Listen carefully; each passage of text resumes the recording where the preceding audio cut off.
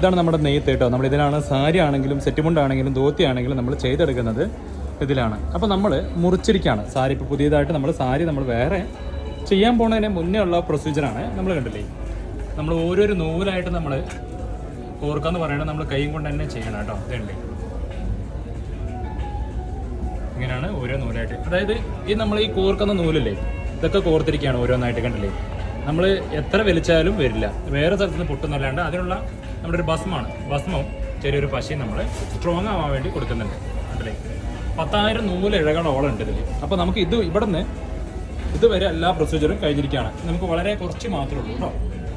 ഇങ്ങനെ ഓരോ നൂലായിട്ട് നമ്മൾ കോർത്തെടുത്ത് നമ്മൾ ഇതിലേക്ക് ജോയിൻ്റ് ആക്കുകയാണ്. എന്നിട്ടാണ് നമ്മൾ ഇതുപോലത്തെ സാരി ആയിട്ട് നമുക്ക് വരുന്നത് കേട്ടോ.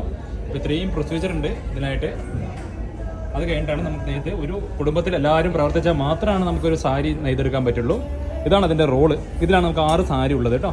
6 സാരി ആകുമ്പോൾ നമുക്ക് മുറിച്ചെടുക്കാനായിട്ട് ഒരു അടയാളം കൂടി നമ്മൾ ഇവിടെ വെക്കുന്നതാണ്. ആ അടയാളം നമുക്കിവിടെ കാണാനില്ല, അകത്തായിരിക്കും. അപ്പോൾ ഇതിന്ന് ഓരോ സാരികൾ നമ്മൾ മുറിച്ചെടുക്കുന്നതാണ് കേട്ടോ. അപ്പോൾ ഇതാണ് അതിൻ്റെ പ്രൊസീജിയർ. ഒന്നും കൂടി അടുത്ത് കാണിച്ചു തരാം.